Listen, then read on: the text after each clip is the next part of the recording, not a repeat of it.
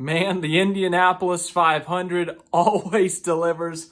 What a race, what a finish. But today, of course, Kyle Larson was going to attempt to do the double, but of course, weather impacted that. I've got my own custom Kyle Larson McLaren hat here.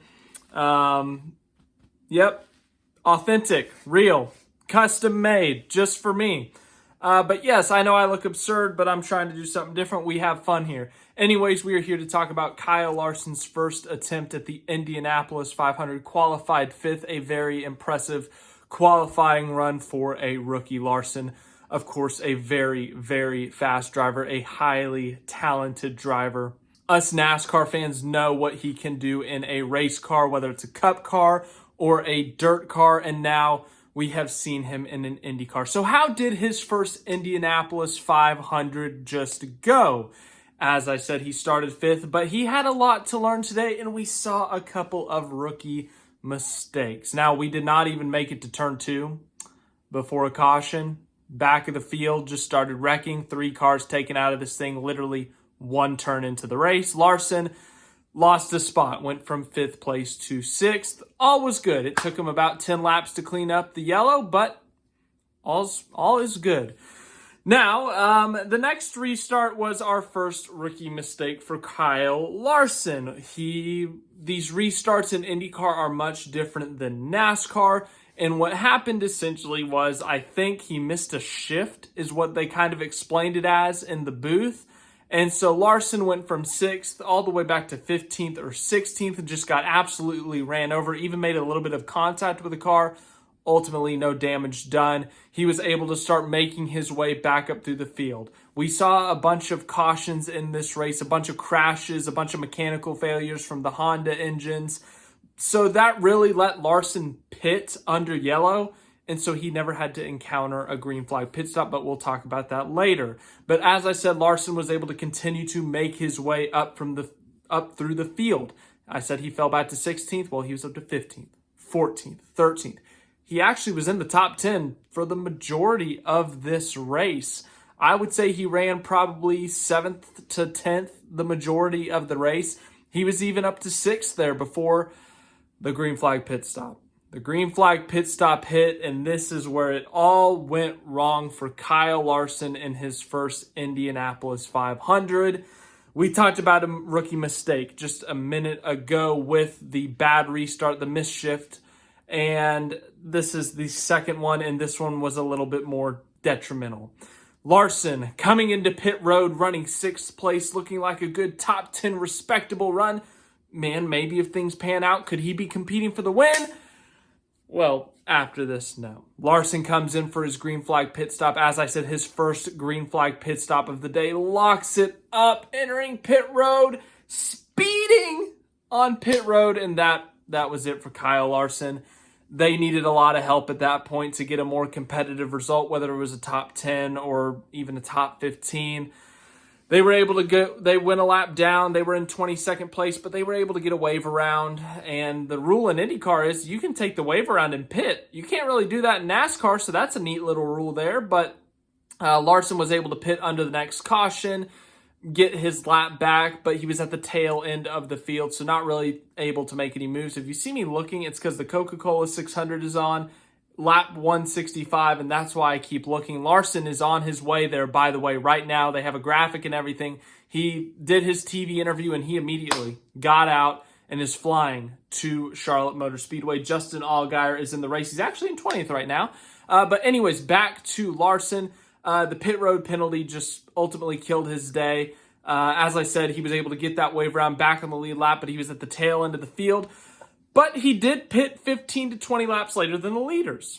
And because of that, he was able to stay out longer, maybe hope for a caution to come out. It did not come out. But Kyle Larson did lead 3 laps. I think 3 was the number. That's not official yet. But Larson did get to lead a handful of laps in this race. Now, it was through a pit cycle, blah, blah, blah. But the stats sheet will show at the end of the day, at the end of history, that Kyle Larson led laps in the Indianapolis 500. Once again, doesn't matter how it happened. It still happened. So overall, how would I review Kyle Larson's Indianapolis 500 and, well, his IndyCar debut? is that rookie mistakes ultimately took control of this race in a sense, or I don't want to say manipulated the result, but they showed the final result, an 18th place finish. Larson on speed could have finished top 10 easily, maybe even top 5. But as I said, the rookie mistakes, the inexperience getting onto pit road in an Indy car, the inexperience of the restarts in an Indy car ultimately cost him, and the pit road penalty ultimately being the biggest one to cost him. Tony Kanaan trying to give some comfort, trying to, say, hey, it's all good, man. After the race, Larson, the shot that Jeff Gluck got made it look like Larson just wasn't having it, but his post-race interview, he kind of expressed his frustration, just saying that he was upset with himself, that he had sped on pit road. Obviously, just not the way you want it to happen. But as I said, Kyle Larson was genuinely competitive today. He had a lot of speed. I know that Arrow McLaren is a really good race team. They bring a lot of speed. We saw Pato O'Ward, heartbreaking loss for him, by the way, fighting for the win there, got passed on the last lap. Once again, what a finish, what a race. The Indianapolis 500 always delivers.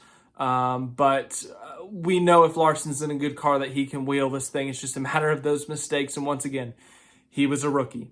It was his first start. Something was bound to happen in his rookie ways. But Kyle Larson, despite the final result, he had some very impressive moments. He was able to make passes, make overtakes, led a couple of laps there. But Kyle Larson's Indianapolis 500 debut, not the result they wanted, but the speed was there.